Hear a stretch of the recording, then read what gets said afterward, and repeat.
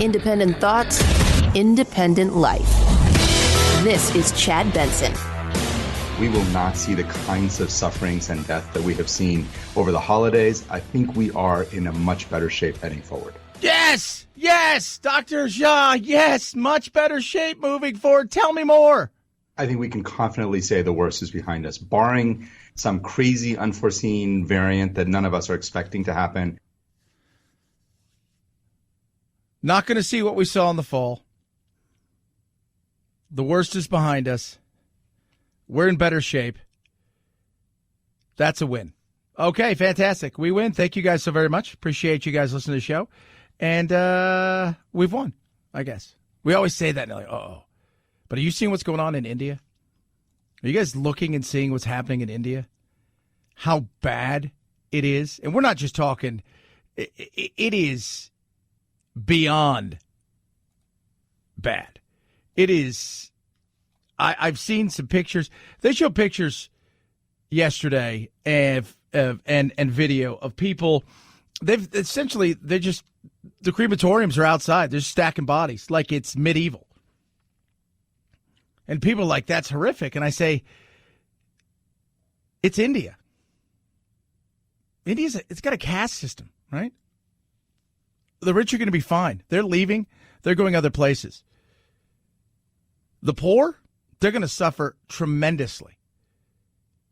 And you're seeing, they're just dying on the streets. There's bodies laying in the streets. And it is horrific. And I don't think it's going to get better anytime soon.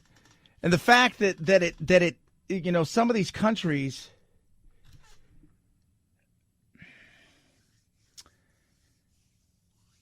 are now starting to feel it. Because I think we looked and we think, well, why didn't Africa really take a hit? There's a lot of reasons why Africa really didn't take a hit. I think that we stopped travel there for a lot of countries. They stopped travel pretty much instantaneously once it got bad. The thought was that, that you also have a lot of places that are very remote and things don't get in and out very easy. South Africa took a hit, a little bit more modern.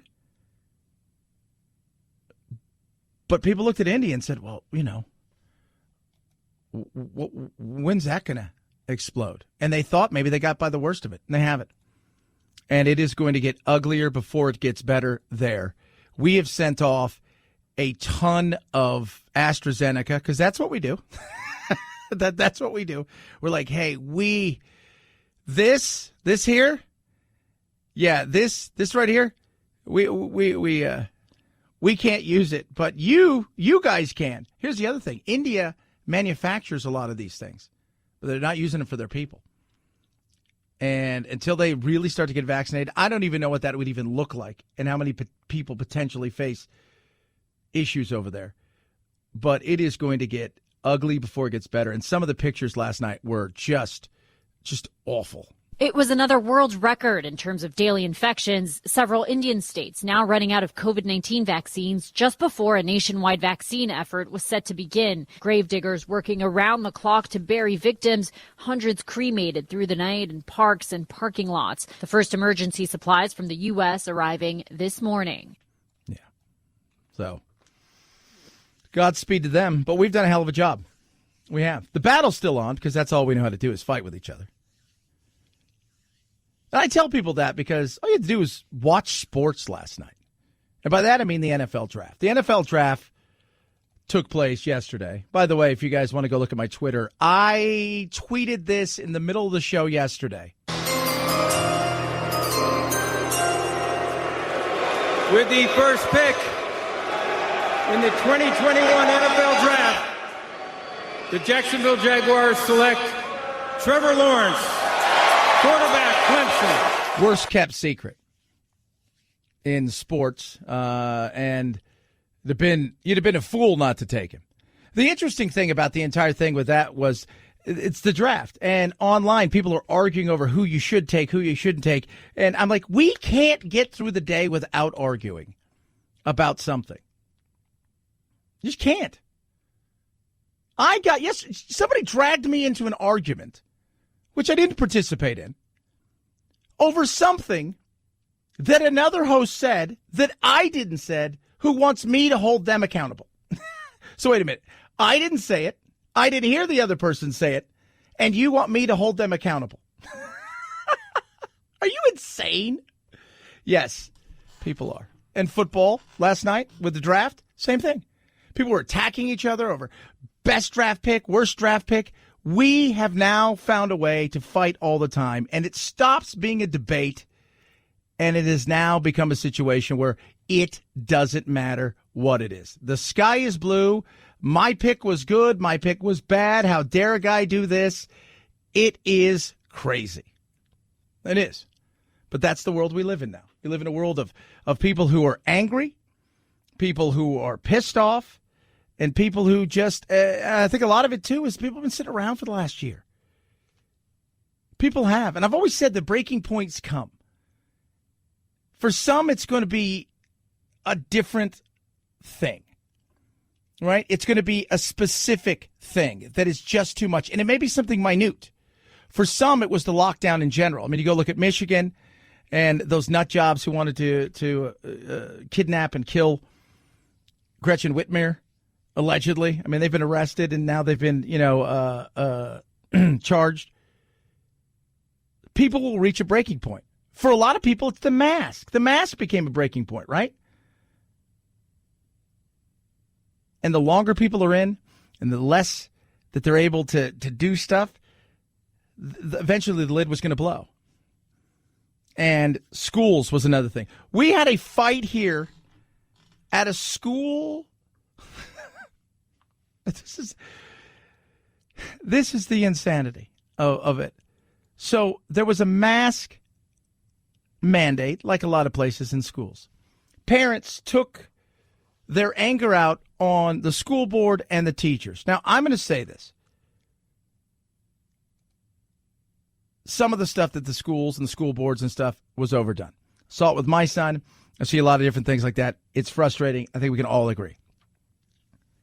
But the way that people act at times, I think we look back, I often wonder, are you going to be ashamed of the way that you acted? Because there's times I've acted a fool, especially if I was younger. I think as you get older, you hope that goes away.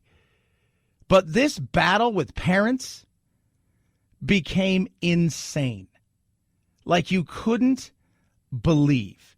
And it just boiled over. When the board at Vail Unified Schools in Arizona was set to hold a meeting, they were met by nearly 100 angry parents who pushed their way into the boardroom refusing to wear masks. They don't want their children to have to wear masks on campuses. You took an oath to defend the Constitution.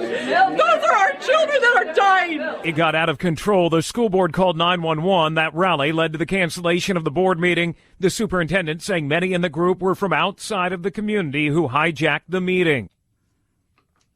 You took an oath? We're asking your kid to wear a mask. We're not sending them to war. When you really juxtapose what's going on here compared to India, even in our worst times, in the battle, and we didn't know what was going to go on, and, he said, she said, you can do this, you can't do that, we're pissed off because we can't go inside and sit in a restaurant, and I'm watching people over there get burned in parking lots after they've died. It's like everybody needs to just take a pill. It's a Friday. Let's relax. I got a kid in school. He's got to wear a mask. I don't think his civil rights are being violated. I think it's stupid for some of the stuff. And I think a year from now, if you're asking kids to continue to wear a mask and things are like this because you're worried about something or you're making some sort of point, I think that's absolutely ridiculous. But everybody need to relax. Just chill. It's okay. Every once in a while, take a deep breath. You don't think you understand? I just don't think you understand. And some of these parents, again, insane. Eventually, a deputy agrees to escort a parent into the meeting room to negotiate a peaceful end to the rally. Our children, deputies finally like, all right, you want to come on in? We'll let one of you guys in so we can negotiate an end to the rally before the neighbors start fighting over a mask and a child.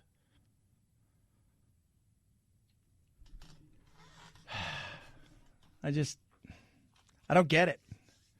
I get the breaking point to a certain extent. You know, you're stuck in your house for a year. You can only go certain places. Yesterday I was golfing. So my other on-air show that I do, his wife golfs, or she's trying to learn to golf. So she comes out on Thursdays and we hit golf balls. And she was telling me about her friend who's Irish. And he was telling her, like, he's like, why are you back over here working? And the guy's like, you can't go more than 3 miles from your house. This is the lockdown they have over there in Ireland. This isn't some third world country. You have to carry some sort of special identification of where you're going and why you're going there. You can only come out on certain days. You have to wear a mask, even if you're outside in the front yard with your dog. Relax. It's Friday. Have a donut. 323-538-2423 at Chad Benson Show is your Twitter. Tweet at us, text the program. Love hearing from all of you. So much stuff to get to today. Lady Gaga, the mystery may have been solved of the shooting and the French bulldogs. Got a lot of other crazy stuff. And my town in Southern California, teachers making some news. Oh my Lord, it's not the best kind of news either. And I'll be honest. I like where the kid went with this one, and the teacher, the battle, if you will, the student and the master, supposedly. My Pillow, amazing slippers. Love My Pillow slippers. I have my Pillow slipper. Last night, stayed in a hotel. I went golfing yesterday. Put my Pillow slippers on afterwards because I like it. You know, because I work out a little bit. My feet can be a little sore. So I put these on. They're awesome. I keep telling them, hey, man, make some golf shoes. They'll be nice. It's got suede leather on the outside, right? And it looks awesome. And it's got the faux fur on the inside. And you've got moccasin style or slip-on style. Choice is yours. 3 different levels when it comes to the sole. So you got the My Pillow patented fill. You've got the memory foam. And now you have a special gel that is just incredible. You can wear them all day, indoor, outdoor. It's 60-day money-back guarantee. 1-year limited warranty and 40% off. Several colors to choose from. You will absolutely love, love, love these. Try them now. Go to MyPillow.com. Promo code is Benson. Save 40%. Check out all the other deep discounts on all the other great products. MyPillow.com. Promo code Benson. MyPillow.com. Promo code Benson. Get your My Slippers now. 40% off. Chad Benson Show.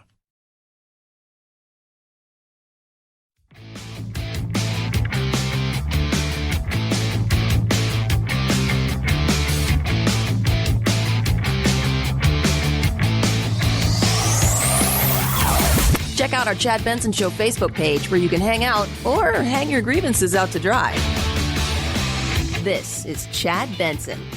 It was all caught on video. Lady Gaga's dog walker shot in the chest. 2 of her 3 French bulldogs stolen in February and then returned after Gaga offered a no-questions-asked $500,000 reward. Now 5 people have been arrested. The Los Angeles Police Department saying 3 known gang members were involved in the shooting, and they had ties to the woman who turned the dogs in for the cash. She allegedly knew the father of one of the suspects. She and the father also arrested. Detectives say the dogs were a target because they're a valuable breed, not because Lady Gaga is their owner. Yeah, they probably had no idea who the owner was, but it has been cracked.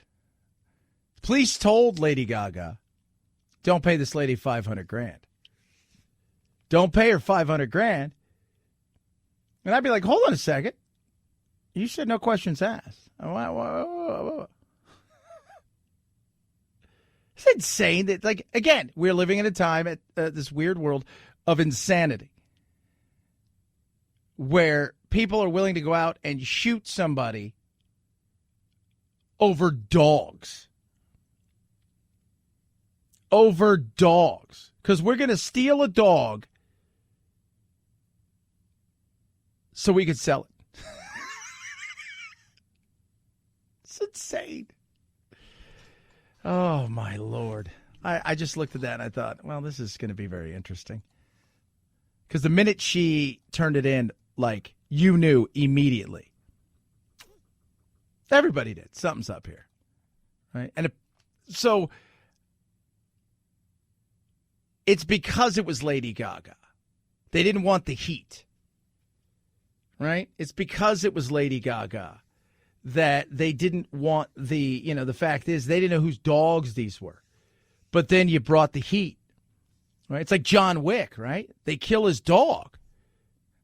And the Ding Dong Kid and those guys have no idea who they messed with so they could steal his car. What's that do? Brings heat. Can't be stealing French bulldogs from a super famous person. You idiot. 323-538-2423 at Chad Benson Show is your Twitter. Tweet at us. Text the program. So they've been arrested. Bail? Investigators don't think the dogs were targeted because of their famous owner, but because French bulldogs can be worth up to $5,000. Now, as for the suspects, they were arraigned yesterday. For 3 of them, their bail set in the millions. Think about that. In the millions. Because of attempted murder. Because of attempted murder. That's why. Not because they stole the dogs. I don't think you're going to get bail at over $1 million for dog stealing. Disneyland, get ready to open. My mom and them went earlier. They did a test run. So my little brothers, as you know, are special. And then they got a chance to go do a test run. And they were talking about the fact that, like, a lot of stuff's changed. Because Disney did take advantage, Disneyland in particular, took advantage of everything being closed by saying, well, let's redo a lot of our stuff. We have the time to do it. So, but there's going to be people inside of Disneyland. It's been sad to see it close for a long time, and we've been keeping up with the updates. So it's also a sign of getting things back to normal. Yeah. I don't think they had a choice at some point in time. California, I mean, even now, it's like, Mayor de Blasio in New York's like, we got to open up. We don't have a choice. It's like we have no choice now. We've got to start opening things up. People are not going to sit around forever. But Disney is open. Oh, boy. More money for me. Chad Benson Show.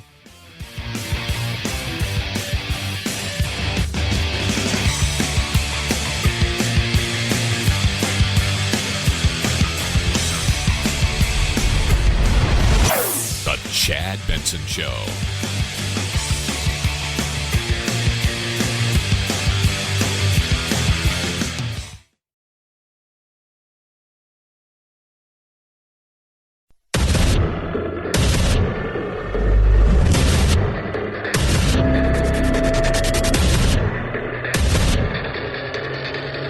Independent thoughts, independent life.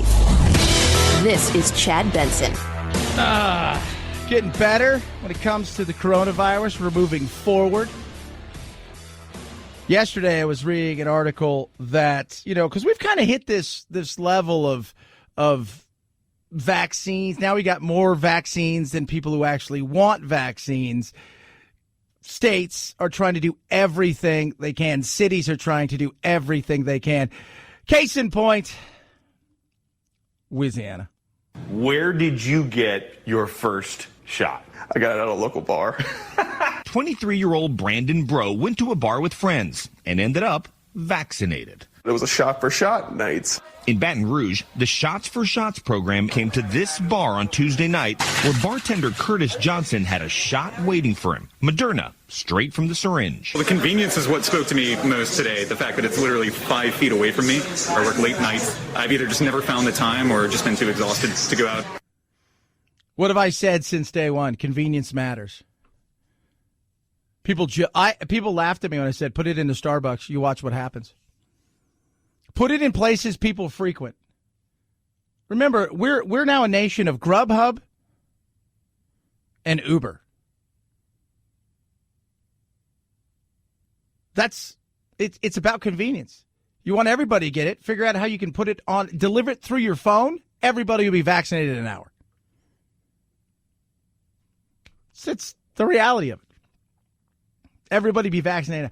We're convenient. Yesterday, I'm reading an article. One of the reasons that we may have plateaued right now is because what's the most wanted vaccine? Still, Johnson & Johnson. People aren't worried about the risk. They like the convenience. It's one shot and I'm done. People aren't worried about the risk. They like the convenience. Convenience matters. Put it where people are, people will get it. Even people that are hesitant. That's the other side of it. Some people it is, I'll get to when I get to it, is convenience. Some people are hesitant, but they'll be in a place and it's just right there. Nobody seems to have died from it. There's no tails that are growing out of other people's, of their back or horns. And, nobody's a lizard person, or as we always joke about with Bill Gates, going out and farming for Bill Gates. None of that stuff is happening. So what do? Put it where they are, and they're walking by, and they go, you know what, I'll get it. That type of convenience makes a difference in reaching the unvaccinated. People trust people that they're familiar with, and so, if we're friends, I could come to you and say, hey, the process was easy, here's what it is, and it might get you one step closer to getting vaccinated. But success varies by night. At Soji, only a handful of people got the shot. Do these type of events help, even if it's just a few people? They do. They absolutely do. Yeah. If it was Johnson & Johnson, I bet you get a lot more. If it was Johnson & Johnson, because you're giving somebody a shot, Moderna, that's going to what? You're going to have to get a second shot. That's what everybody suggests. It's going to have to go get a second shot. Yeah, you're going to have to go get a second. I don't want to get a second shot, right? And put it where people are, and you make it one and done. That's it. Problem solved. People don't like going back for stuff. People don't want to go back and do something else again. Can't you just do it all today? There's no way we can get it all done today. Like, take it from me, right? Like, I'm inked up, and I'll go in, they'll say, yeah, it's going to be about 5-6 hours of work, and they get 3 hours into it, it's like, all right, well, we're going to finish this next week. I was like, I don't want to come back next week, just do it now. Like what your body's telling us, based on what's going on with your arm, and, as we always say, it's angry at you right now. Just get it done. Convenience. We're taking the kitchen sink approach here. No idea is bad. Every idea is worth considering. When it comes to the vaccine hesitant, most are not against vaccination. Most people just have questions. They're on the fence. They want to talk it out. They want to wait and see. It's all about empowering trusted messengers in communities. Yeah. When your doctor has it, when it's widely available, and when it's one shot, see Johnson & Johnson, go and get it done. People will. And I don't care if you get the vaccine or not. I mean, I've never, you guys listen to the show. You guys know, it's up to you. I just look at this and say, if you really want to do it, you do it in a way that essentially takes it to the people. That's it. Problem solved. Make it simple. Keep it simple.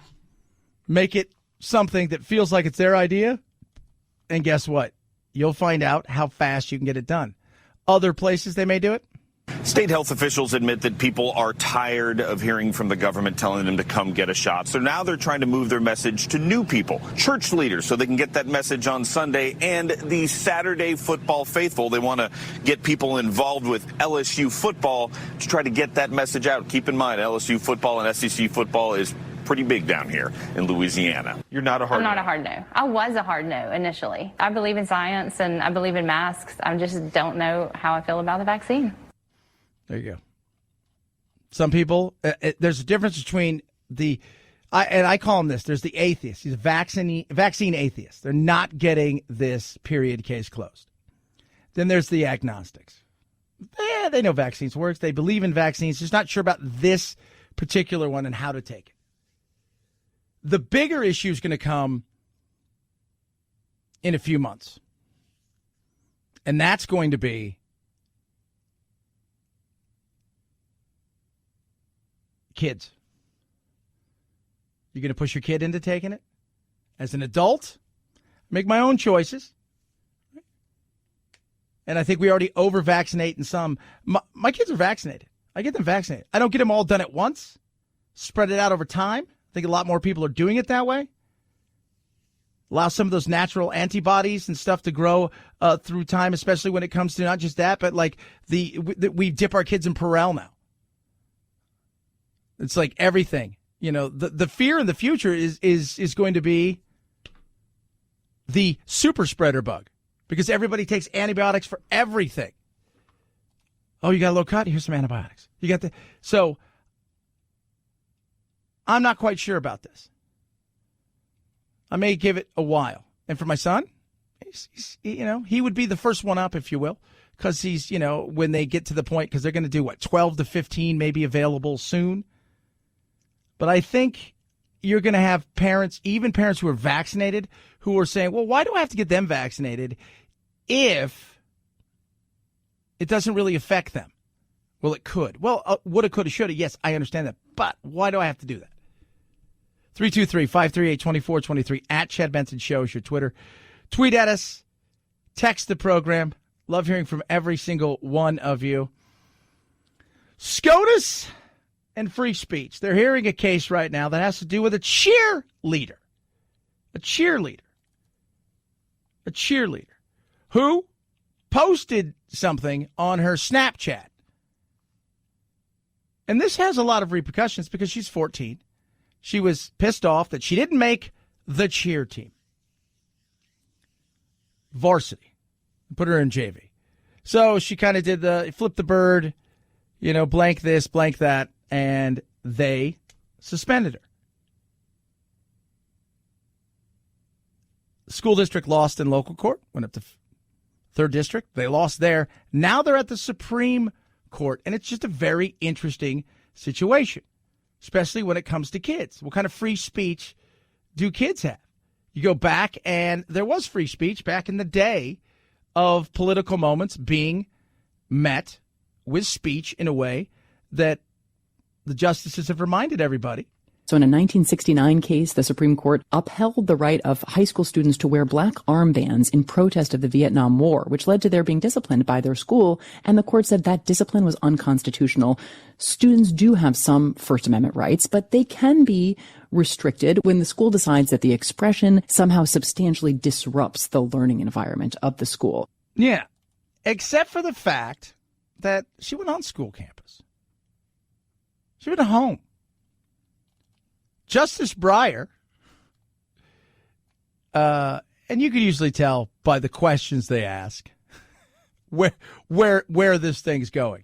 What this young woman did, she used swear words, unattractive swear words off campus. Did that cause a material and substantial disruption? I don't see much evidence it did. And if swearing off campus did, my goodness, every school in the country would be doing nothing but punishing. Yeah. This is the things that this wasn't a girl. It was a 14-year-old junior varsity cheerleader. She wasn't saying, I'm going to come shoot up a school. She was pissed. And that's the overreaction we have in a day and age where we react in such crazy ways that you take a step back and are people really reacting like that? You hear stories all the time. Little kid makes when we were kids growing up, and I'm 50, right? I'm outside with my buddies and we're playing cops and robbers and cowboys and Indians. And I know all those things are, you can't do those things anymore because first of all, it's not PC. And secondly, if you even pretend to have finger points like a gun, you're in therapy, right? Like school's locked down. That's the insanity of this. She's a 14-year-old girl. And we don't use common sense anymore. And this will have a big impact depending how it plays itself out. I think this is a hard case because we don't want schools to be monitoring their students' social media presences, 24/7 and disciplining them for things that they happen to say to friends on social media. So that seems problematic.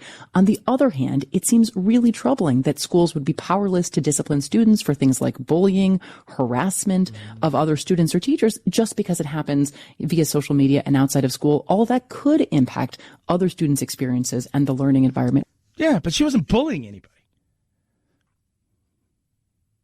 There we go.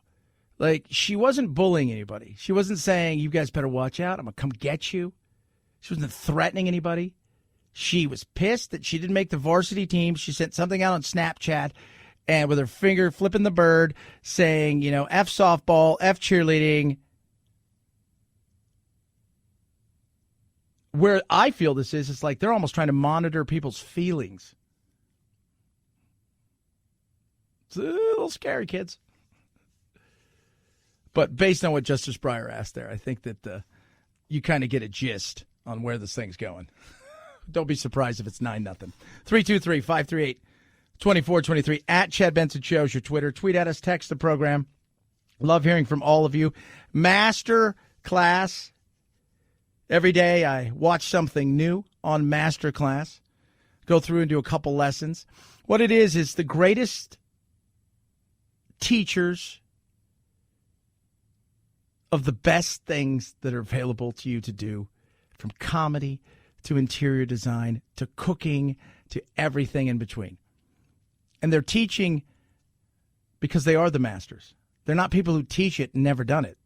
All they've ever done is do it. And now they decided to give back. Costs 41 cents a day. About 20 lessons per class. And each lesson's about 10, 12 minutes. Some are a little bit longer, some a little bit shorter. There's printable stuff.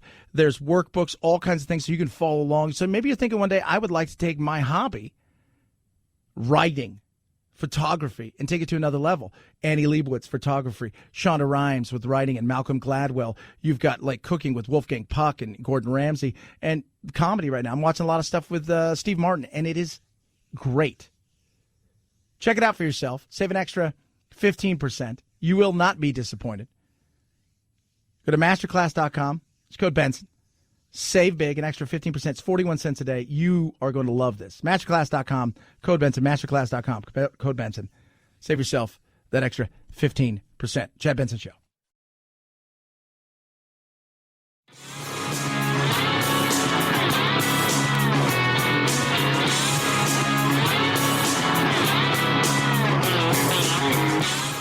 You stink like fear and white male privilege to me. I do often out myself verbally as a gender. My pronouns are they, them, and I'm proud to be a gender. Are you stupid? What? Are you kidding me? Not a great way to use your white privilege. Some people get it, some people don't. You're listening to The Chad Benson Show. Country star Morgan Wallen is a finalist for 6 Billboard Music Awards, and he's banned from the show. The finalists were named Thursday, and Dick Clark Productions, which puts on the awards, says Wallen will not be invited to be a performer, presenter, or to accept any awards if he wins, because of the video from earlier this year of Wallen using the N-word. Wallen has apologized several times for his use of the slur and said recently he'll continue to take time off from public appearances. You have to wonder about situations like this, forgiveness in this world. What do you do with that? Do you do you give a guy the opportunity to, on a platform, to come out and to say, blanked up, thought I was being funny, or whatever he was going to say, I did something horrific and stupid, and, or do you just continue to shun him? I mean, it's a weird kind of thing, because he probably is going to win an award or two. It's a possibility. Do you not show any of that? Because it takes away from the other competitors, which isn't cool either, because they didn't do anything wrong, and, their opportunity to have a bit of a night themselves. I don't know. I don't know if there's, and this goes back to like what we've been talking about lately. It's like, monitoring people's speech and monitoring people's feelings.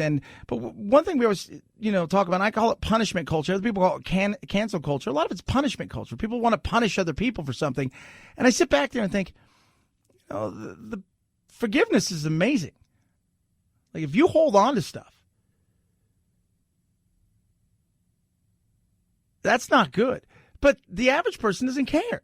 They don't. They're more interested in piling on to somebody or something rather than forgiveness. And it's not just about, what he said. I mean, it's just go and choose anything that's happened over the last umpteen months in this bizarre punishment culture where, in many cases, people strike first when they think something's happened and they never find out anything else. And there never seems to be a situation where you can say, is there room to forgive? I always think there's room to forgive. I do. You don't have to forget something. But I think you could forgive. Give people the opportunity to take a situation that was bad and in some cases horrific. Well, what he said was bad. Was it horrific? No. Does it rise to the level of, oh my God? You go look at somebody like Michael Vick, right? Who, today's world, he would never have gotten back in the NFL. But then he became a champion for dogs and for animals. Took a horrible, horrible situation, which he did, and it was vile. And he decided to use that platform that he got back for good. Do we have that? So many times the people that want to attack other people and tear down whatever it is, they're jealous, they're pissed and angry because they're basically nothing.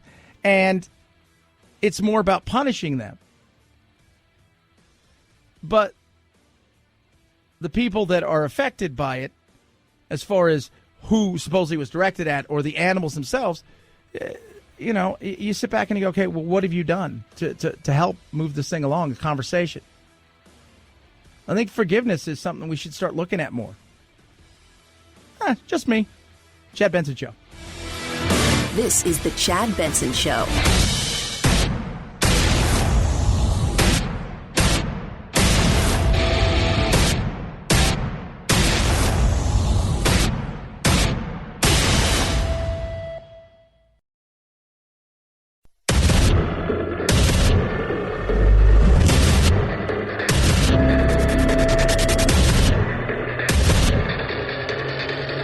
Independent thoughts, independent life. This is Chad Benson. It was another world record in terms of daily infections. Several Indian states now running out of COVID-19 vaccines just before a nationwide vaccine effort was set to begin. Gravediggers working around the clock to bury victims, hundreds cremated through the night in parks and parking lots. The first emergency supplies from the U.S. arriving this morning. Yeah. You think about what they're going through and then how we live our lives and the insanity. Hank Azaria's like, I'm not going to do a poo anymore because I've offended every Indian on earth. They're burning people in parking lots and streets because this thing is hitting them like the Black Plague in certain areas. The rich, because it's a caste system, they bounced. They're like, we're not staying here. But shows you how far ahead we are. Like, we have to make up stuff to be angry with. Oh, goodness, I'm so mad. Why? Just because. I had to wait 5 minutes longer at Starbucks than I wanted to. Oh, that sucks. Yeah. It's only half capacity at my favorite restaurant. Oh, yeah. Yeah, that's horrible. Like, that's the insanity. Like, that's where we are compared to a lot of the rest of the world. Even look at Europe. Europe's a hot mess right now. Remember, everybody's like, we should be more like Europe, and look what they're doing to fight the virus. Now we're like, we have so much of this, guys. Like, so much vaccine. We're swimming in it. It's like walk-ins anywhere. Come on in. We got vaccine. We got it. Who wants it? Hello. Hello. No. Plenty of it. Producer Phil got his first yesterday. Water. How long were you there, Producer Phil? Including the 15 minutes I had to wait afterwards, 20 minutes. 20 minutes. And out. Just, at first, people were like, yeah, give it. Now we're all like, okay, we're going to live our lives normal now. Bye. We're sending them AstraZeneca. We're like, hey, we have all this other stuff, and it's really good. But we got extra of this. You guys want it? Do you guys like it? And you guys will. That's where we are.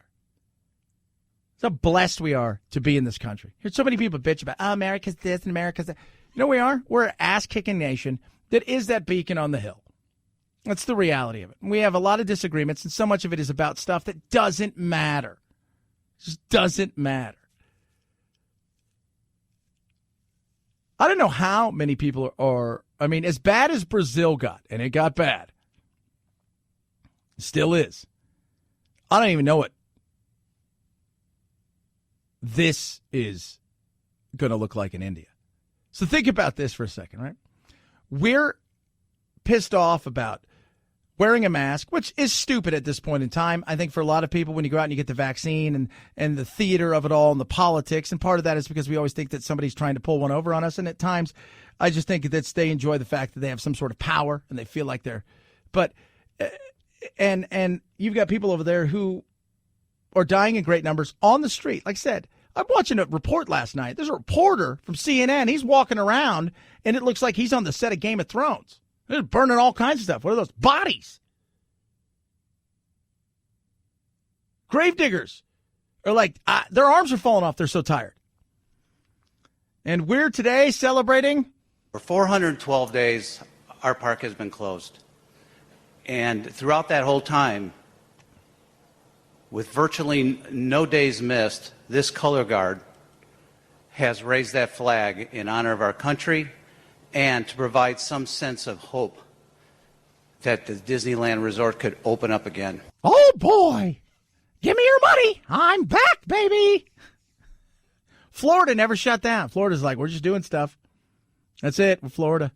Their governor's like, we're doing it. Let's have fun, everybody. Wear a mask or don't. I don't know.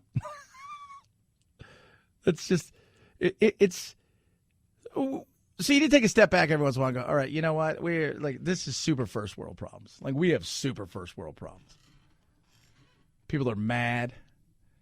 They're mad about stuff that in other places don't even register. Uppity white people are like, well, I'll be mad for you. It's like, you don't have to. We're cool. We're trying to find out if we have enough oxygen for our people. And you're pissed off at Hank Azaria because he did a poo. Settle down. Disneyland's opening up. Yeah, it does feel good. Let's not lie. How many of you out there feel like things are kind of back to normal, right? Things are feeling like, hey, you know what? Stuff's kind of back to normal. We got this thing. Seems to be pretty good. Dr. Ja. I think we can confidently say the worst is behind us, barring some crazy unforeseen variant that none of us are expecting to happen. Yeah. We're in much better shape. I don't think we're going to get that other wave. And the vaccine, the way that we've rolled this thing out, we're not good at a lot of stuff. Like, we get into stuff. We don't always get out of it the right way. A lot of countries are that way. But I think at the end of the day, we're in a great position. You look over in Europe and you've got so many cooks inside the kitchen trying to figure out what to do. And so it's paralysis, by analysis. When we're like, hey, we got all these things, let's just give them out. Now we're at the point where it's like, we have just so much of it. I think it's a good kind of Friday where we take a step back and go, you know what? This is good. This is good. We're doing good, right? It's okay to pat ourselves on the back a little bit and say we're moving in the right direction. And to listen to a lot of the people out there who are always talking about, oh, this is bad, and there's something's going on over here that we should be worried about, and there's we're going to have some flare-ups. It's going to happen. So know that. But I think where we are, pretty damn good. 323-538-2423 at Chad Benson Show is your Twitter. Tweet at us, text the program. Love hearing from every single one of you. Last night, NFL draft, baby. I tweeted it out. Let's see when I tweeted this out. So yesterday, I actually think I tweeted it out like 3 months ago. But I tweeted it out yesterday morning at 22 hours ago. So about 9 a.m. Pacific. I tweeted out, and it's not because I am some sort of magician. It's not because I am a fortune teller. It's because I'm not an idiot.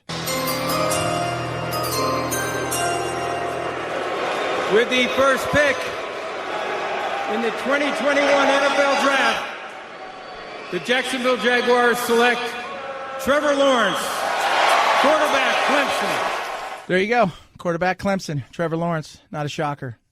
He was number 1 recruit in high school in 9th grade. He didn't lose his first game in college until the national championship in his 2nd year. And now he gets to go to Jacksonville. And they took in the 22nd pick, they took his running mate, Travis Etienne. So Jacksonville's got to have some weapons. It's going to be fun. And it feels like, hey, this is going to be cool. Then on the other side of things, you have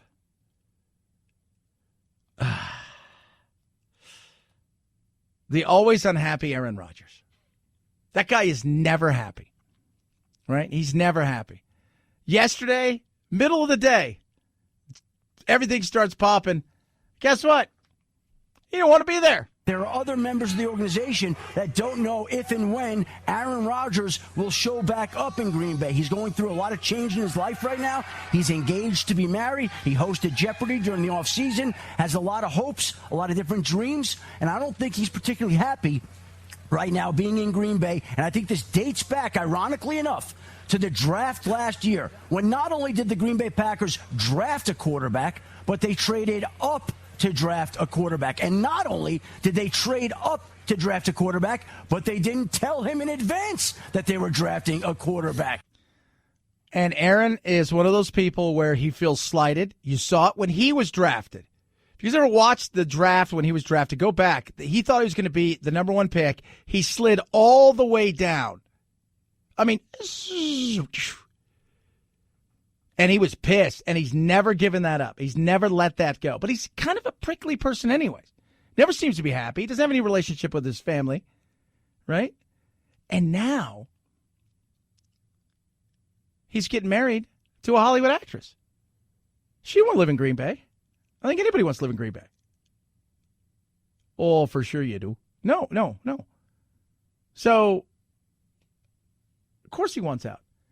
I said yesterday, because we had here at the station, the local station I work at, we have the big sports station here, the home of the Cardinals, and so we've got, a bunch of NFL players or former NFL players that work here, and I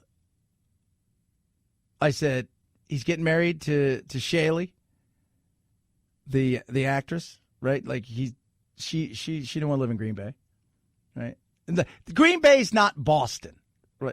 So you look at Giselle, like she wanted to eventually move somewhere warm, and they moved down to Tampa. She's a supermodel, but it's still Boston. Green Bay and Boston. Right? You're still in Wisconsin. You're not even in Milwaukee. So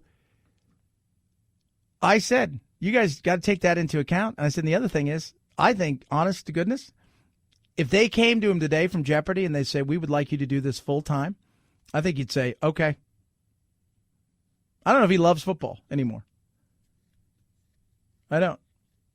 And I know he's the kind of guy that will hold a grudge, and I still think he's holding grudges not just from last year when they got a quarterback, a few years ago when they got a quarterback, and the fact that they've never drafted a wide receiver in the first round, and he always feels like he's playing, even though he's got one of the best wide receivers, if not the best in the league, still doesn't matter.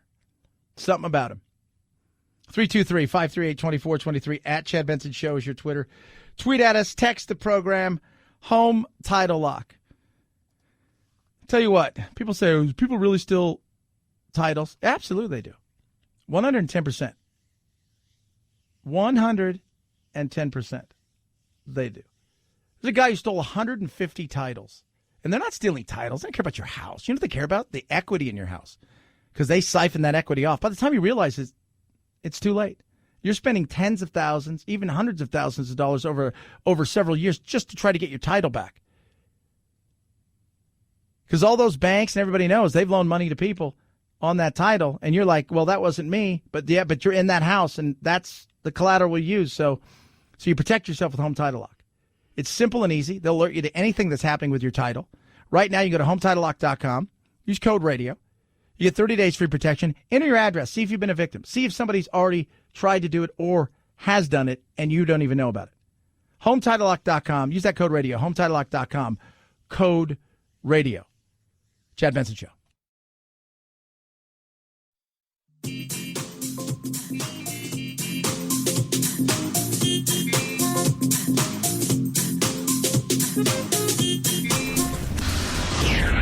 I usually don't get into politics. As an ordinary suburban housewife, I feel a little disrespected. I teach my children not to name call. You are a Come on, man. Guys, can we please keep the chatter to a minimum? Chad Benson. 5, 4, 3, 2, 1, 0, ignition, liftoff. Now it's time to find out what's trending. What's trending? Yeah, what does that mean? I mean something, right? Like it's trending on the old internet. What's trending? Let's see what's trending, kid. Ann Douglas, widow of late actor Kirk Douglas, dies at 102. Man, they live forever.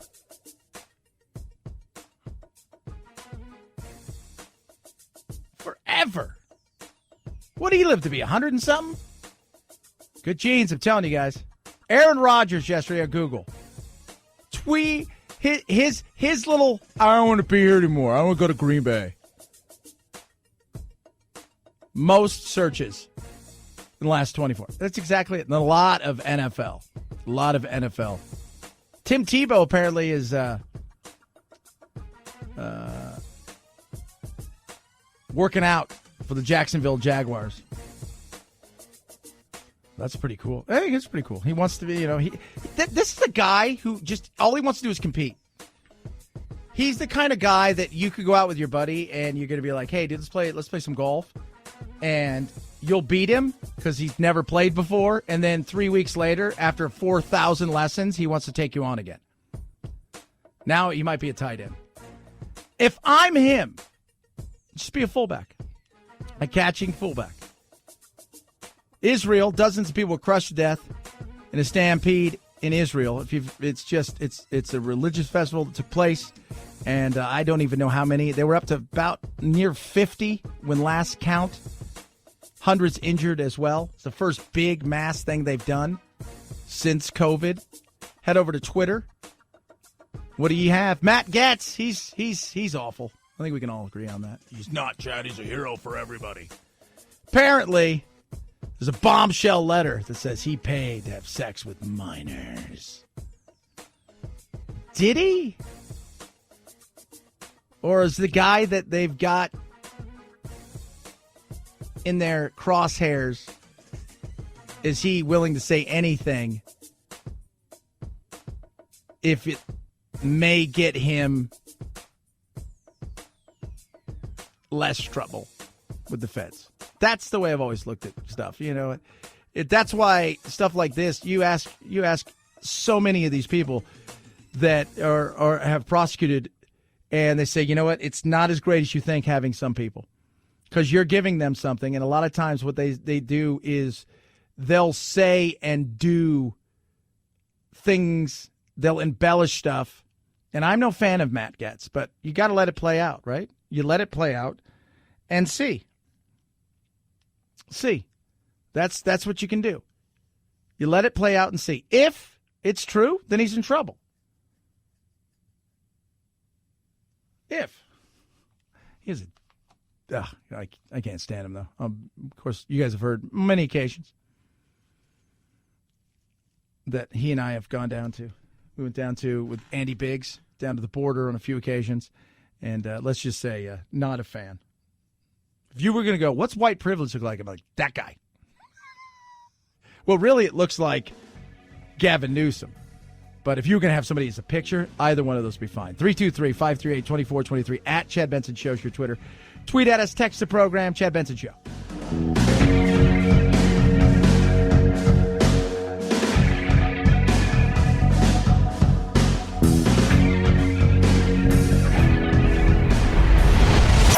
The Chad Benson Show.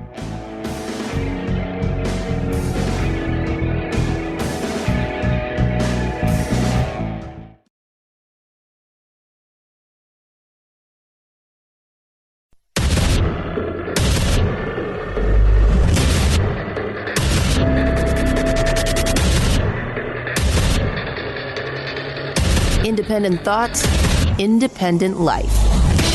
This is Chad Benson. I was just reading Ann Douglas died. That's Kirk Douglas's widow, Michael Douglas's mom. And I was thinking to myself, he's 76. They lived to be 103 and 102. Pretty good genes. Like, you would look at him and say, you might have 25 plus years still left in you. Maybe. So, his wife's like, really? Oh, that's not very nice, Chad. 323-538-2423 at Chad Benson Show is your Twitter. Tweet at us. Things are getting back to normal. We feel like we're moving in the direction because we are. Disneyland opening itself up again today after 400 plus days of being closed. Wow. What a day. We have waited so long for this. You can just feel the energy and excitement all around us. Last night we were here in the park preparing for today's activities, and there's a group of folks lined up already last night, and the feeling was just palpable, the excitement. Oh, boy. So that's opening up. Cruises. How excited is this? People are ready to get cruising. The CDC now telling cruise lines they can sail from U.S. ports starting in mid-July if at least 98% of the crew and 95% of the passengers are vaccinated. We're really excited. Tom McAlpin is the president and CEO of Virgin Voyages. He says they're ready to get sailing in America. Americans like to travel. They deserve it. They need to get out there. The cruise industry was shut down over a year ago when the pandemic hit. Now bookings are soaring. Yeah. There's legal questions, though, about vaccines, and that's understandable. And everybody's like, why is it 98% for the crew and 95% passengers? Because there are going to be exceptional cases where people cannot get the vaccination. It could potentially cost them their life because they could be allergic. So there is the reality that some of that is true. Some of it also could be religious. Certain religions, those things that's a no-no. The Buccolo family is ready to jump on board. We're just ready to book. Sign us up. Virgin, Royal Caribbean, Celebrity, and Norwegian have all said that vaccinations will be required for all adult passengers and crew. But some possible rough legal waters. Florida's governor had previously banned companies in Florida from requiring vaccines. Yeah, so DeSantis did that. Here's the thing. It's not just about us, because you got to remember, they're going to the Caribbean, they're going to Mexico. You're not just dealing with America. So I think, yeah, I could understand that. Plus, you're going to be in international waters. And then let's not forget this. When this first hit, so let's go back a little over a year. How many cruise ships were stuck? We're like, yeah, we're floating around out here. Nobody will let us dock. I think we talked to a woman who she won a cruise, right? So she wins a cruise. Her husband can't go, but his brother can. They were in the same cabin for like 6 weeks before they got to get out.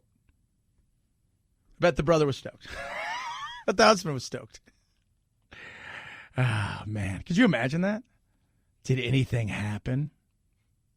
You're there for 6 weeks. It's your brother. Kind of looks like you. What do you think? Oh, Chad. Americans like to travel. They deserve it. They need to get out there.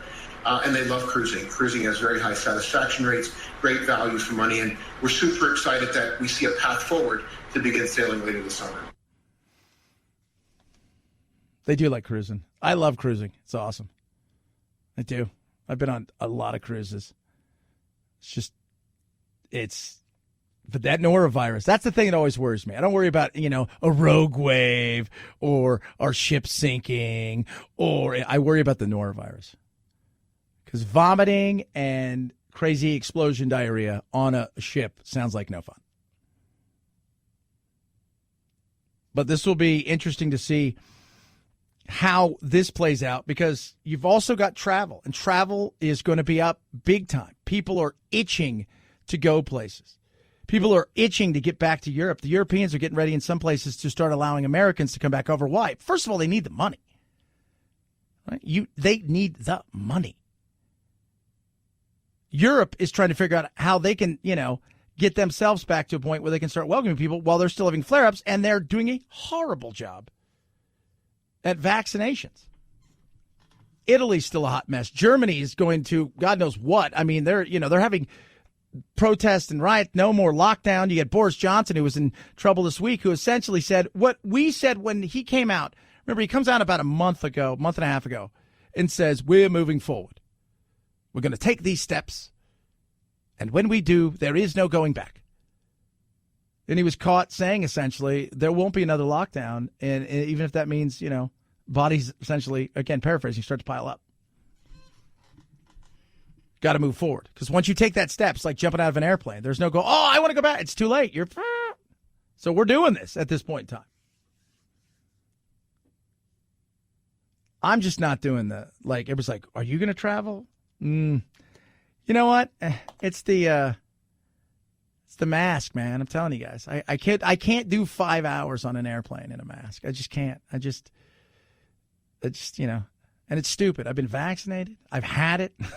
It's like at this point in time, I feel I've paid my debt to Corona Society. It's time for me to move on. 323-538-2423 at Chad Benson Show is your Twitter.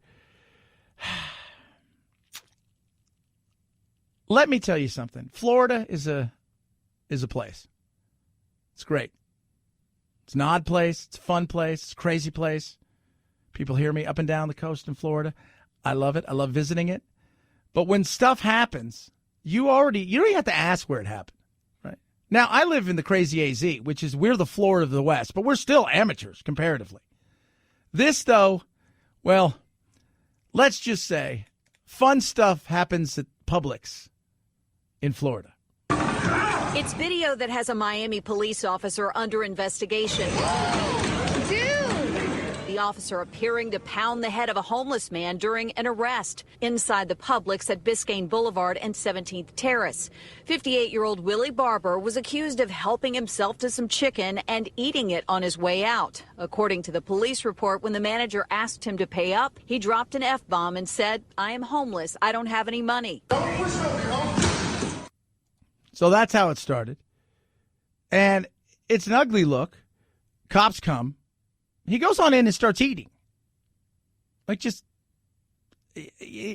is the problem we have with police, right? Why does he have to be an expert in homelessness? Why does he have to be an expert in drugs? You came in and we're, I would look at this and say, this guy just took some food. If I'm the manager, I'm just like, at this point, is it worth it? Is it worth it? Just let him take it and get out of there. Shoo him away. But they called the police. Remember, the police should show up. They're not just randomly wandering by going, hey, we should go see if a homeless guy stole some chicken. Although you could probably, in places like Publix and in places in San Francisco, you probably wander anywhere and you're going to find some weirdness going on. That's when a Miami police officer got involved with someone rolling on the confrontation. The arrest report states Barber was refusing to follow orders and then began physically resisting. The police officer taking him to the ground and following up with at least 8 pops to the head. After the video surfaced, Miami police relieving that officer of duty for now, a move that isn't sitting well with the Miami Fraternal Order of Police. Probably not, because, I've got friends who are cops, and they're getting ready to retire. They're like, I don't want to do it anymore. It's the risk is through the roof. Cops were killed yesterday. Nobody cares. Nobody cares. Nobody cares about any of this stuff. You shoot a cop, people are like, well, he probably deserved it. I mean, and that's the sad place that we are. And our kids are being indoctrinated more and more, and the media loves to separate the two. Hey, they're bad cops. You know what else there are? Bad teachers, right? You know what else there is? Bad everything. Yeah, bad everything. And now you're on film 24/7, and everybody is a director. Everybody is a producer. Everybody has an angle, because to them, it's not about the justice of something. It's about, hey, did I get a lot of likes? Did you see my video? Yeah, it went viral. 4 million people have seen it. that's a lot of what this is. Very little about whether or not they think some injustice is going on somewhere. At this point, the Miami police chief is not interested in discussing the details. We're not going to investigate or potentially a criminal investigation involving a police officer and the media. We're going to do our jobs, and then we will report back to this community what the consequences are. Officers are allowed to use force to gain compliance from a subject that's resisting. This incident happened weeks ago, and for the administration to just relieve him of duty yesterday, I think is a knee-jerk reaction and an overreaction to one video posted on social media. No, that's the way we are. Listen to this. This is my old junior college I went to for like an hour and a half. But it's where my family lives. It's just up the street. In a battle of a professor and a kid talking about what? Police officers. How did the police begin? Right. So you brought up the police in your speech a few times. So what is your main concern? Since, honestly, the whole reason police... it is systemic. The issue is systemic because the whole reason we have police departments in the first place, where did it stem from? What's our history? Going back to what Jeremy was talking about, what does it stem from? It stems from people in the South wanting to capture runaway slaves. So that's where we start. So modern police are akin essentially to the same thing. Like that's where we're going to start with this thing. So you got professor and kids, students battling, and you just sit there and you think this is the next generation that's coming. Maybe they shouldn't be heroes. Maybe they don't belong on a kids show. So I disagree with what Jeremy said about it, because I think cops are heroes and they have to have a difficult job, but we have to have that all of fine them? life. I'd say a good majority of them. You have bad people in every business and every part. A lot of police officers have committed atrocious crimes and have gotten away with it and have never been convicted of any of it. So that's where that went, right? And you're just sitting there going, no, they can't be heroes. No, some of them can be. A good majority of them. They're doing jobs that none of us want to do. I always hear people bitch about the cops, but I never see those people who are bitching about the cops go, you know what, I'm going to become a police officer to show everybody that this is what you do. Because it's just easier to bitch, whine, and moan. Totally easier to do that. I do support our police, and we have bad people, and the people that do bad things should be brought to justice. I agree with that. Say it again. They haven't. Well, I agree with you on that point of they should, right? So what is your bottom line point? You're saying police officers should be revered, viewed as heroes? They belong on TV shows with children? I think they are heroes in a sense because they come to your need and they come and help you, and they have a problem just like every other business, but we should fix that. But I think they're heroes. Well, I think that's the problem, is looking at it as a business, because they're actually supposed to protect and serve. You're not going to win that. She doesn't like cops. They're all bad. You know what? Call your neighbor next time somebody does something. Somebody broke into my house. Call your neighbor. Maybe they can sleuth it out. Have you thought about Scooby-Doo? Scooby's always solving crimes. Yeah, have you thought about that? How about the Hardy Boys? Nancy Drew? She around? Am I dating myself? Right? We expect so much from everybody. I always see that somebody put out a meme the other day. You never see somebody say blank the fireman. Firemen don't come to you and say, hey, there's a homeless guy here and he's just stabbed somebody. And what's the fireman going to do? Oh, we took out our hose and we wetted him down.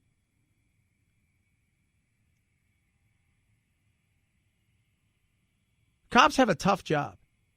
We're always asking police to change. And you know what? Modern policing needs to happen, and we need to do a better job of integrating the communities and all communities with police. At the same time, we never ask society to change. We never ask other people to change. It's always the cop's fault. It's always somebody else's fault. Right? It's like, oh, so-and-so died of something. Why? Well, he had a heart. Oh, it was a Twinkie's fault. No, we can all take a good look in the mirror. We can. And we should. And maybe those people out there who talk about how awful cops are, how awful a situation is, maybe instead of bitching about it, you say, you know what? Maybe I should become a police officer so I can start to change the things I talk about. 323-538-2423 at Chad Benson Shows your Twitter. Tweet at us, text the program. Raycon best earbuds around. Summertime is here. You're going to love your Raycons. 45-day happiness guarantee. If you don't like them, send them back, get your money back. Different styles, different sound qualities, but the same great fit. They got they got all kinds of, they got 24-hour playability charge. So you keep it for 20, you play it straight. It's crazy what they have. And if you thought, okay, Chad, all that sounds great, but what's it cost? Well under $100 they start at. So if you want the best earbuds around, they're going to actually stay in your ears. There's no stems. There's no wires. You're going to be pushing it back. Oh, my God, I can't be. None of that stuff. With seamless Bluetooth pairing, super awesome styles. You want Raycons. Get yours now. Save an extra 15%. Go to buyraycon.com/Chad. Buyraycon.com/Chad. Buyraycon.com/Chad. Chad Benson Show.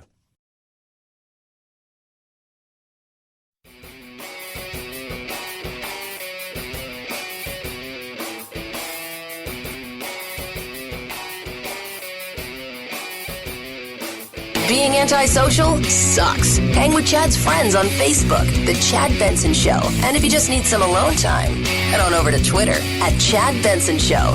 Either way, we can't wait to meet the real you. When returning champ Kelly Donahue was introduced on Tuesday night's show, he held up 3 fingers to his chest, with his thumb and forefinger making the OK sign. And he's being called out for making a hand gesture associated with white supremacy. A group of former Jeopardy contestants have signed a letter calling the gesture a racist dog whistle and say the show should have caught it and edited it out. Donahue writes on Facebook that he's horrified people would associate him with white supremacy, which he condemns. And he was simply holding up 3 fingers to mark his 3rd win. I've seen the guy. I'm not quite sure. I don't. It looked like this used to be okay, by the way. You say, hey, okay. Some people can't do 3 like that, where they take the pinky and the thumb, bring them together. Right? So it's just easier to do. I mean, what do you do at this point? What if it was just an okay? Doesn't matter. I'm affected by it. I'm a former winner, so I have a say. Shut up. It is amazing. It is. I don't know how we've gotten to this point. We were saying yesterday, the okay sign. Remember that? A-okay. Everything's A-okay. You do that now. It's like, man, that guy probably is a cult leader and white supremacist. Or he just said, hey, okay on that. Nope, probably that. I don't know how we got here. Chad Benson Show. This is the Chad Benson Show.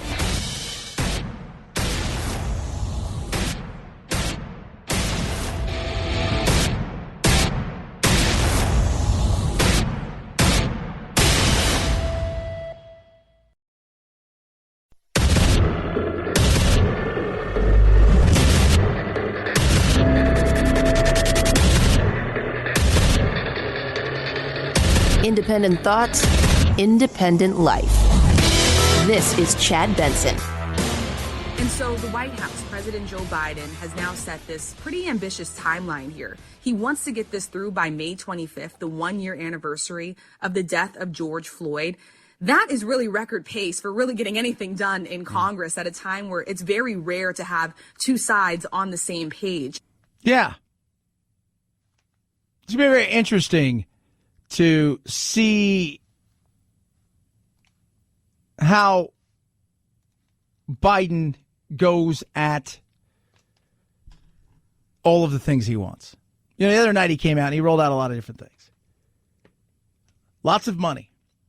And there's a couple schools of thought. You protect the House as much as possible by trying to get what we talk about all the time on this little dog and pony show here that we love and this growing, which is you get one, right? You get one. You know, Obama got Obamacare. Trump got his tax cuts because you feel that there's going to be a shift, especially if you overreach. I think he sees this opportunity to be some sort of, in his mind, you know, I'm going to be a transformational president. And I've got the opportunity to strike while the iron is hot because I don't think we're going to have the House, and we may not have the Senate. You've got a shift going on right now because of the census. States that lean right are getting seats. States that lean left are losing a seat or two. So now we may have to go big. And I think that's the way he feels. Police reform, that's something bipartisan. That I understand. I think we need, and it's funny. It's a rethink when it comes to the police. The big battle they're going to have is when it comes to a certain thing inside the reform. One of the biggest sticking points here is that issue of qualified immunity, protection for police officers from lawsuits. Democrats want to see that altered. Republicans do not. And that is sort of one of the biggest sticking points right now that they're going to have to work through. Qualified immunity gives them immunity in a sense too. They don't have to be, they're not going to face personal liability in a courtroom because somebody said, you did something to me. Now, every once in a while, you will see officers outside of there get sued, and it can happen. But the thought process is if we get rid of that across the board, which some Democrats are pushing for, you're not going to have a lot of people who are going to be cops. You're not going to have a lot of people who are going to afford to be cops. Well, why would they have?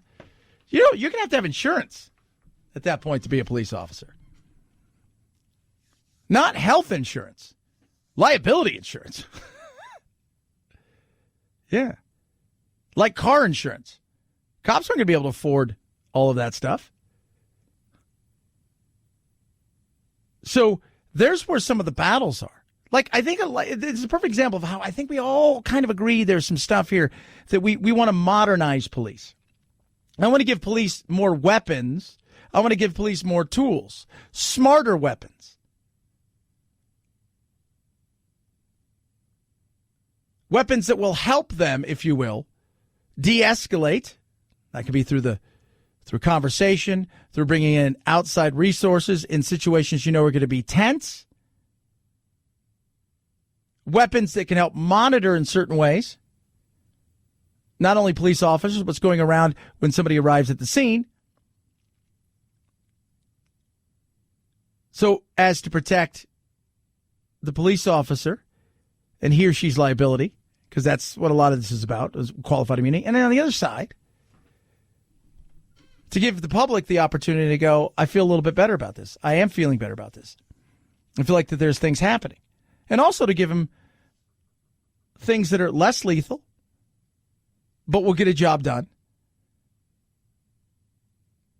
And at the same time, also implore to the public, they're human beings.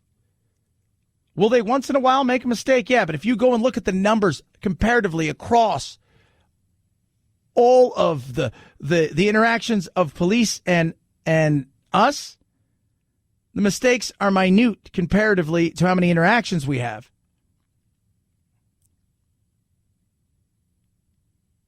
But to also understand they're doing a job. And in that job at times, there's going to be a situation where they have to make a choice. And it may be deadly, but that's a choice they have to make. That would be great. That would be. If we could come to some sort of agreement here where we can talk about stuff for real. So that's something I think they can agree on. A lot of this other stuff that Biden rolled out the other night, he's got to really think to himself, look, if we don't go big, there is the opportunity for us to miss here. Infrastructure. We talked about it again yesterday. What are they prepared to consider in terms of what constitutes infrastructure, how much of it, and then we can talk about how to pay for it? Well, I get you want to talk about how to pay for it afterwards. Let's talk about the cost of it and what does consider to be infrastructure. That's a big thing. Another bipartisan thing. Some of the other stuff that has to do with things that don't feel like, hey, you know what? Americans don't need to be paying for that. Americans don't need to be paying for certain things. And we need to be smart. And we never seem to be in a situation when the people who have fiduciary responsibilities, or at least should, our government, ever really wants to be smart, because they know there's zero accountability. I mean, would you love a job where you have no accountability and the chances of you getting fired are virtually nil? Where you didn't, if you didn't balance the books and you're the accountant, nobody really cares. And whatever. Nobody cares. I'm going to go out. I'm going to take a day off. I'm going to do whatever I want. So it'll be interesting to see, is he going to go big and just say, screw it? I think we're going to lose the House anyways. It's going to be a toss-up because there's more vulnerable seats that the Democrats have to protect. And in the Senate. So let's go big and see what happens. 323-538-2423 at Chad Benson Show is your Twitter. Tweet at us, text the program. Love hearing from every single one of you. They finally cracked it, guys. They did. They cracked it. A mystery that's been a few months in the making. It was all caught on video. Lady Gaga's dog walker shot in the chest. 2 of her 3 French bulldogs stolen in February and then returned after Gaga offered a no-questions-asked $500,000 reward. Now 5 people have been arrested. The Los Angeles Police Department saying 3 known gang members were involved in the shooting, and they had ties to the woman who turned the dogs in for the cash. She allegedly knew the father of one of the suspects. She and the father also arrested. Detectives say the dogs were a target because they're a valuable breed, not because Lady Gaga is their owner. So, it's been cracked. Whew. Now, she didn't pay the $500,000 because the cops told her not to. Don't pay the 500 G's. That's so weird. I'm thinking to myself, well, you know what? You said no questions asked. You did say no questions asked. I found out that these idiots took these dogs, didn't know whose dogs they were. I happen to know one of the dads, and these kids here, these gang members that did this, and you said no questions asked. I was able to get those dogs back to you.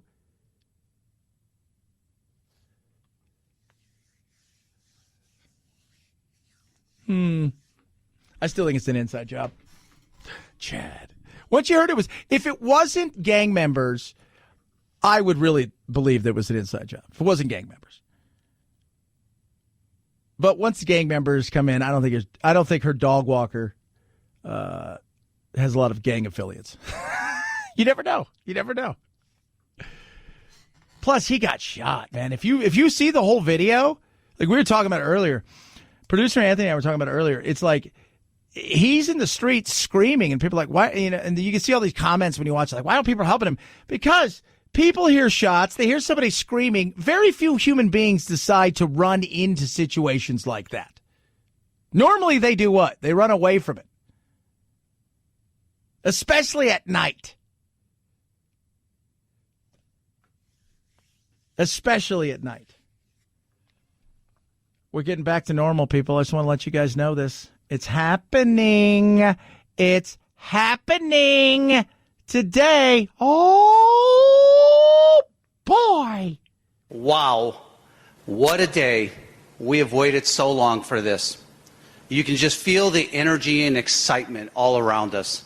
Last night we were here in the park preparing for today's activities, and there's a group of folks lined up already last night, and the feeling was just palpable, the excitement. Guy runs Disney right there, Bob Shapak. Disneyland is opening. People are excited. It's been 400 plus days. They're back. I've been going here since I was a little kid, so I feel like I'm like coming back to like my childhood. Oh, yeah, you are. Did you bring money? You know, it costs money. Just feels like we're coming home. It's been a long time, and we've been really patiently waiting to have this opportunity. Uh-huh. My mom went there the other day. How'd your mom get in? My brothers are special. They were having essentially like 500 people got the run to the park to themselves. It was kind of a situation where they were, I guess it was like a dress rehearsal. So they had like 500,000 people that, their families that got to go in and spend the day there. It was open all day. Everything was working, and they got to do the dress rehearsal. My mom said it was awesome. It's like the only way you should go to Disneyland. Oh, boy. But it's back. Disney's back. 400 plus days closed. I was trying to tell people, they close never. What about Thanksgiving? No. Christmas? Nope. They're never closed. So to be closed for 400 plus days is insane. It's because of the coronavirus. It's because of the fear of it and the craziness of it. And now it's reopened. We're getting back to some more than normal ways of life. I'm seeing more and more people feeling comfortable with, high-fiving, giving hugs, not wearing masks in places, and people that I even know who are definitely super mask wearers and stuff that are at that point now where they're not wearing masks and they feel okay with it, as you should. It's going to take a while for some people to shake stuff off psychologically, but we're in a good position. It took us a while to get here, and it took a lot of fighting amongst each other because we can fight over anything. Rough Greens, best thing I've ever done for my dog Doodle. So my dog Doodle is, I tell you guys, if you want to see a picture of him, you go to roughgreens.com/chat. You can see a picture of Doodle. When I got Doodle, he had a lot of black hair with a little bit of white whiskers, right? Like just kind of starting to come in a little white around his face. And we thought, well, okay, he's 6. And we found out he was like closer to 10. So he's like 12, 13 now. They lied to us, told us he was like 2 or 3, maybe 4. We thought, well, maybe he's a little older, like 6. We didn't realize how old he was. But we knew right away when we got him home after running around for a bit that his hips were horrific. He had all kinds of issues with his coat. And for the last couple of years, we did everything we could, and we thought we were going to put him to sleep. So we started getting him in Rough Greens. And lo and behold, man, what a change. K9 VitaSmart from Rough Greens changed everything for him. His coat is amazing, but his joints, his hips are so much better. Vitamins, minerals, probiotics, omega-3, 6, 9. So with Rough Greens, you just sprinkle it on top. It's not actual dog food. You sprinkle it on top, and they eat it up. They lick the bowl. They love it. I give it to my puppies now. Great head start for them. I'm telling you guys, you will see your dog how much happier and healthier they are. They want you to try it. Rough Greens said, hey, why don't you tell your listeners, you guys try it for free. You pay for shipping. We'll go from there. If they don't like it, done. They just paid for shipping. They got a free bag. It's a free bag of Rough Greens. Go to roughgreens.com/Chad, ruffgreens.com/Chad, or call 833-MY-DOG-77, 833-MY-DOG-77. Get your free bag of Rough Greens. You pay for shipping. Rough Greens makes any pet food better. Chad Benson Show.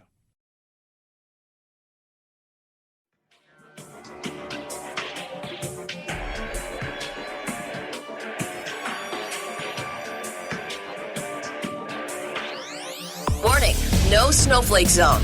Uninformed opinions are in danger of melting. The Chad Benson Show. There's many of these athletes who will not be vaccinated, and it is not a requirement by the IOC to be vaccinated in order to participate. They've encouraged it, but it is not required, which I think some people have been surprised about. See, NBC, man, every day they're just pushing it. Oh, the Olympics are coming. Why does nobody listen to me? Just have them all get over to Seoul, but it's in Japan. Yeah, but the Japanese don't want it right now. They realize it's a hot mess. They're expecting a 4th wave. Fans can't come there. They're worried about everything. Totally understand. You have 11,000 athletes there, right? It's not like there's 8 people showing up. They've already delayed it once. They'd love to see it delayed again. It's not going to happen. Bringing over 11,000 athletes and then thousands and thousands more media, officials, coaches, etc., into the country from over 200 countries, which all have kind of differing levels of how they are dealing with this virus and where they are at this point. I mean, that's a huge health risk. I'm not a doctor, but I'm pretty sure that's really challenging. And when Just do what I say. If we're going to do this, hey, maybe we could do the Olympics on Zoom. So you're in your area competing. Like you could do that track and field for most part. Rowing, you do that. Archery, totally cool. Let me do that. A lot of stuff you could do that with. Basketball'd be tough. Soccer'd be tough. Or we just send everybody to Seoul, and then, as I continue to say, it's a brilliant idea. We just send them all on a bus, DMZ, tell them we're here for the Olympics, and just go right in, and people are going to be so surprised, and there's going to be all these people there, and we'll just set up an Olympic village. Just go anywhere. Just stay with people. Just wander into, and we're staying, and then just have the Olympics. And it'll be in North Korea, in Pyongyang. It'll be great. I'm telling you guys. Chad Benson Show.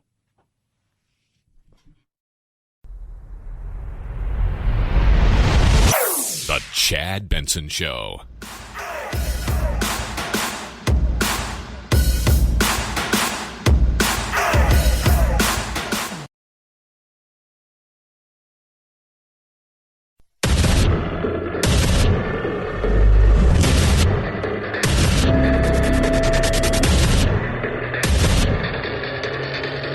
Independent thoughts, independent life.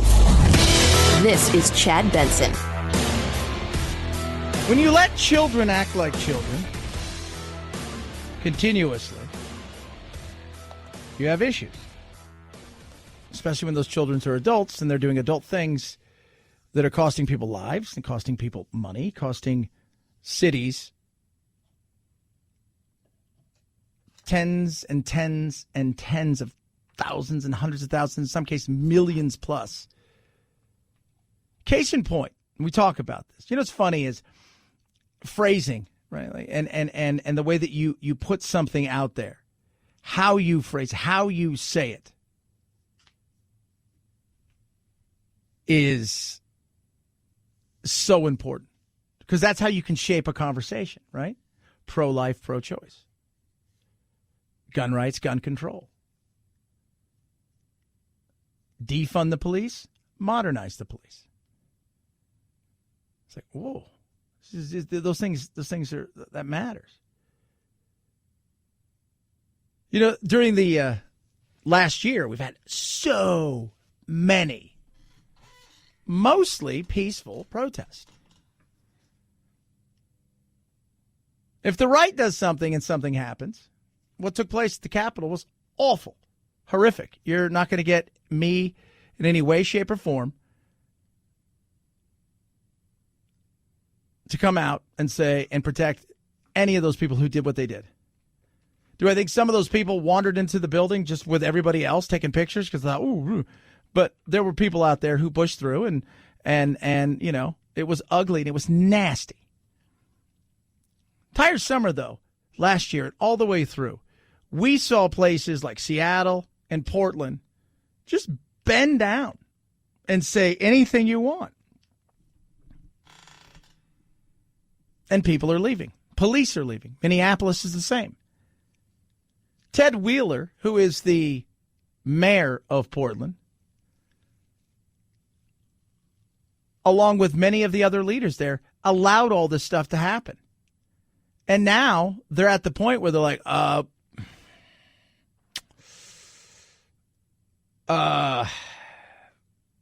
yeah, this isn't very good. Today, a significant threat to our ability to recover from the COVID-19 pandemic towards a more equitable and inclusive Portland is the group of 100 or so largely white, self-described anarchists who engage in the criminal destruction of our economy and our confidence. We're going to do everything in our power to prevent the attack on our employers, large and small, and the attack on jobs, and to bring the guilty parties to justice. That's a you thing, Ted. The cops wanted to put it down a long time ago. Your counterpart in Seattle thought it was a summer of love and basically said, hey, you can have 6 blocks, right? Because it's all for who? It's all for George Floyd. No policing there. Murders. Rapes. It's insane. But it's all mostly peaceful. Remember, it's mostly peaceful.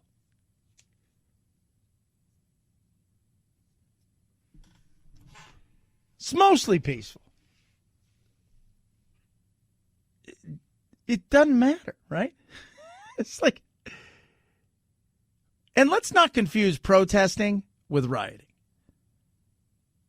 People who come out and support a cause, have their voice heard, then go home and work in constructive ways to try to change something, that's protesting. People who are pissed off, mostly white, anarchists, who are very interested in upsetting the apple cart and destroying people's businesses and livelihood because somehow they were sold a bill of goods by mommy and daddy and society that they didn't go to college. They got indoctrinated even more at college. They bought into the crap, and they're going to now tell everybody that the man is keeping you down, and it makes me laugh. But Portland, along with many other cities across this country, you've allowed this to happen, right? You've allowed this to happen. You want to take a stand when you have the opportunity to.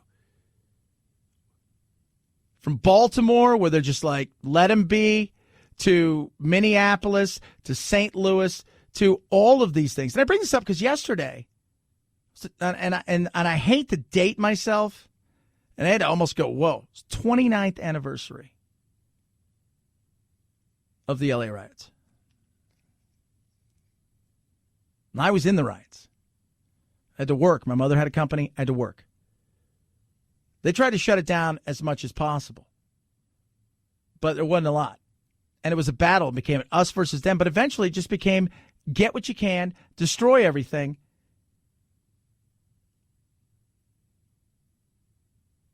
And let me tell you something. Those portions of the city in Los Angeles, Long Beach, Watts, Compton, certain areas, they've not been rebuilt. They haven't. People are fleeing places, and you're seeing Texas and other places do what? Pick up seats. Why? Because people don't want to live there anymore. The politics is nuts. We're getting people here in Arizona, companies that are moving here because they don't want to be in Seattle or Portland anymore or California. They're doing the same thing going to Texas. Some are going to Montana and Wyoming. They don't want to do it. The cost of living, the cost of doing business, and overall mental well-being is too much between homelessness, rampant drug use, a weird world where they think it's okay for people to kind of do whatever they want. And now when you try to stomp down on it, you're like, oh, maybe this wasn't right. But they've always it's got to be inclusive. It's got to be, stop it. Anarchist flyers call for what they describe as direct action, code words for breaking windows, ransacking businesses, arson, and intimidation. They use crime and violence to intimidate those who don't share their political views. These people are not protesters. They are criminals. As you'll hear again from black leaders, these self-described anarchists are not helping to advance racial justice. No. And by the way, that's coming from Ted Wheeler, who won the race to be Portland mayor again against somebody who was an Antifa sympathizer. Because even people in Portland are like, all right, these are our choices. This is the most conservative one we have. This is the most sane one we have. Hey, you listen to that right there. The last time I checked, when you want to talk about terrorism, when you want to talk about insurgency, if you're using tactics like intimidation to try to get people to change their political beliefs, that's a scary thing. KKK did that. Just let you guys know.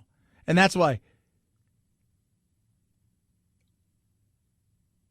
when I hear stuff like this, my first thought is, you've allowed this to happen in your city. You've allowed this to go on for too long. You've allowed this. And everybody gets mad at these sheriffs that'll come out and say, you know, hey, if you guys come to our city and you want to break stuff and you want to destroy things and you think that we can do that because somehow we're young and we have every right politically and we're entitled to, and you guys are evil and bad, you're going to find out you're going to get your ass kicked. And people are like, those people are awful. No, they're looking around going, my constituents, my citizens don't want that. Do you think people I have friends in Portland. People listen to me in Portland. I'm on in Portland. You listen to them, they're like, you can't go downtown. It's gross. It's nasty. I don't want to be around it anymore. We are determined to stop them, determined to stand with those seeking real change instead of destruction and violence. The trial of Derek Chauvin represents a significant waypoint along the path towards racial justice in America. We're determined to address the fundamental failures and ongoing racism that is the source of so much trauma and suffering for Black, brown, and other Portlanders of color. You've allowed this to happen. You've allowed it. You continue to do it. And now, as they say, the chickens are coming home to roost. You've allowed this to go on in your cities. It's not just there. It's a lot of other places. You've allowed things to get to the point where it is so bad that even you have to go, this is unacceptable. As the mayor, I've declared a state of emergency to allow city bureaus to facilitate peaceful First Amendment activity and respond to any violence if necessary. Translation, he's had enough. He's heard from the people, and the people are saying, do your damn job. Do your job. Should have done a long time ago. It should have. And, you know, I'm pretty straightforward, independent cat, right? Some conservative ideas, some liberal ideas. I take it as a each issue as its own thing. This is the kind of stuff, though, you sit there and, you hear the media, again, mostly peaceful protesters. What if I said they're mostly great cops? Oh, no, they're all bad. It goes back to phrasing again. They paint the picture of somehow these people are out there marching on the streets, which is very much true. And by the way, protests were all peaceful. The riots weren't. There is a difference. But this is one of those things where you've allowed people to run wild. And you wonder why kids and young 20-somethings who feel that they have this carte blanche to do anything they want in this weird woke world, that somehow this was allowed to continue to happen for months and months. And what happens when they get away with it once? Well, they'll try it again. When they get away with it the 50th time, they're no longer worried about you. And then you think they're worried about this now? No, they're going to push back harder. Why? Because you've done nothing before. You've not shown any strength. Every one of those business owners, every one of those people that have been hurt financially, physically, mentally, that's on you as much as it is them. Because while you didn't do anything to them personally, you didn't do anything when you could have stopped it.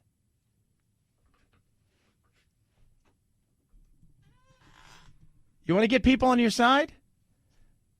You have conversations. You can have protests. These people aren't interested in that. They're interested in breaking things and intimidation. They're interested in starting fights and destroying things. And most importantly, they're interested in not growing up. 323-538-2423 at Chad Benson Show is your Twitter. Tweet at us. Text the program. Love hearing from all of you. I do. Car Shield. 24/7 roadside assistance. A rental car for free. You guys know that while your car's in the shop, if your car has to go to the shop. And that shop, well, that shop is the shop that you choose. What takes place from there is they pay that. You pay a deductible. They've got several tiers of plans that you can join. And I'm telling you guys right now, as we keep our cars longer and longer, you look around and you say, well, I don't have any kind of warranty anymore. So now what? Well, this is where the Cover Repaired comes from with Car Shield. And they've got your back. Plans start as low as $99 a month. When you use my code Benson, you save yourself an extra 10%. Car Shield's helped over 1 million drivers. They're America's #1 auto protection company. So don't hesitate. Check them out right now. Carshield.com, carshield.com. My cars are covered. Yours should be as well. Use code Benson, save 10%. Carshield.com. Code Benson saves you 10%. A deductible may apply. Chad Benson Show.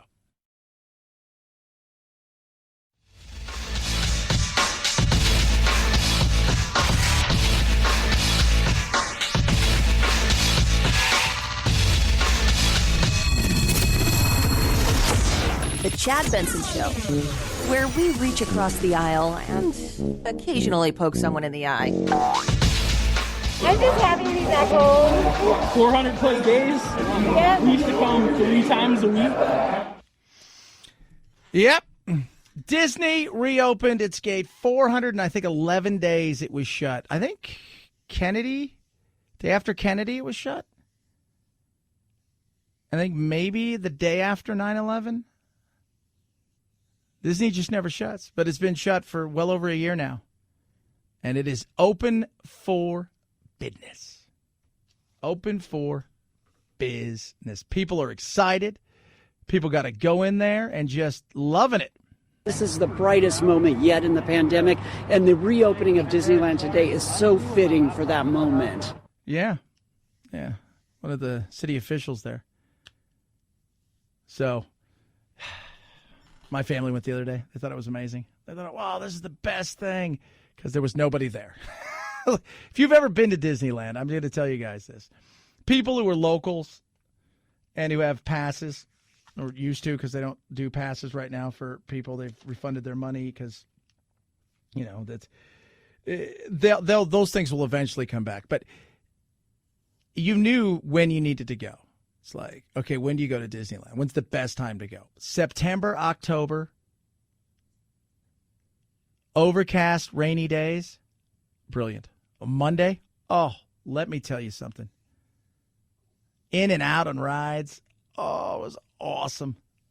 It was great. So you know when to go. You do. Reopened again, and it's another situation where it feels like we're getting back to a world of normalcy. Yeah, the draft last night, the NFL draft, which was great just to see people back there. Supposed to be in Vegas last year. It was canceled. Remember the year before, it was in Nashville, 750,000 people. It just feels normal. And Disney's back open. Speaking of Disney, Johnny Ernest Crawford died. For me, my love of The Rifleman, it's just awesome. It's one of my favorite shows. Probably my second or third favorite of the Westerns. It's The Rifleman. He played Mark McCain, but he was also one of the original Mouseketeers. Passed away today at 75. Lots of the first Western I can remember watching was The Rifleman with my dad. It was that cool. I just loved that. 323-538-2423 at Chad Benson Show is your Twitter. So what's streaming this weekend? What you going to watch? What you going to do? A lot of good stuff coming out. You've got, some of the stuff this weekend. They've got some of those big, huge movies coming out. You got that one on Amazon with Michael B. Jordan, No Regrets. Cruella de Vil's going to come out this month. You've got A Walk with Herb, which debuts tonight. You've got The Mitchells versus the Machines. A lot of good stuff coming out, and they're pumping a ton of money into this. But now that people are feeling good going back to the movies, this is where it's going to be interesting to see how this plays out. I almost went to a movie last night, but I ended up watching more of the draft than I thought I was going to. And it was in Cleveland, which is just... Oh, Cleveland, we've been there. 323-538-2423 at Chad Benson Show's your Twitter. We were there for the convention, the Republican convention, and tell you what, man, it was it's just... They embrace Cleveland. They do. It's a little bit more modern and hipper downtown, but it still is. You get into the outskirts, and it's an interesting place to say the least. But man, they love it. They love that kind of feel, that grinding, upper Midwesty kind of feel. 323-538-2423 at Chad Benson Show is your Twitter. Tweet at us, text the program. Guys, have a good, safe, amazing weekend. We'll do it again on Monday. As always, night, Jack.